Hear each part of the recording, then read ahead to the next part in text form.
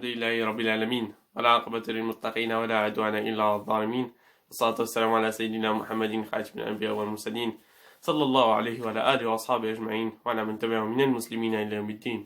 أما بعد, mes chers frères et sœurs, assalamu alaikum wa rahmatullahi ta'ala wa barakatuh. Bismillah wa salatu wa salam ala rasulillah. Quand Pharaon s'est réveillé, effrayé par ce rêve, il ordonna à ses gardes de appeler tous les interpréteurs afin qu'ils lui expliquent ce qu'il a vu dans ce rêve.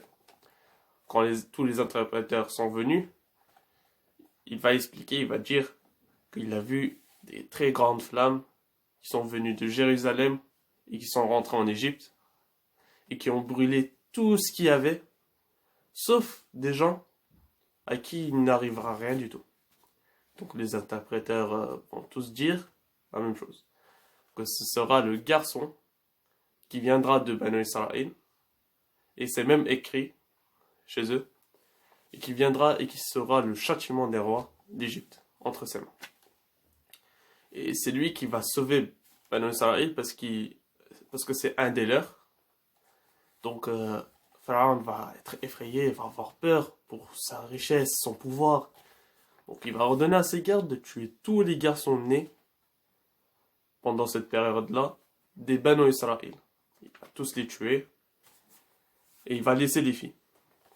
Il va même ordonner aux femmes de partir s'inscrire pour qu'ils se fassent surveiller jusqu'à leur accouchement. Si c'est un garçon, il le tue. Et si c'est une fille, il la laisse.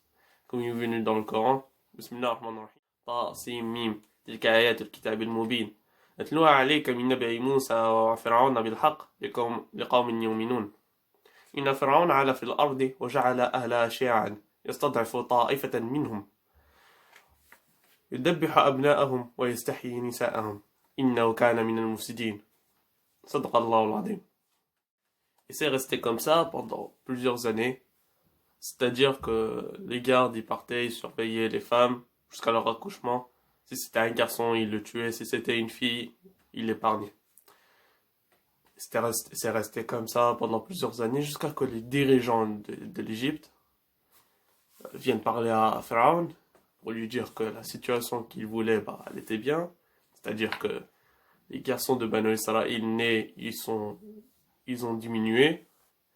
Mais il y avait un problème. C'était les garçons de Banu Israël qui travaillaient pour eux.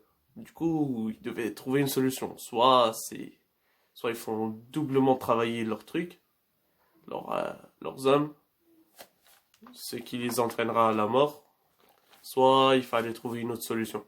Du coup, Pharaon, il va réfléchir et il trouvera une solution.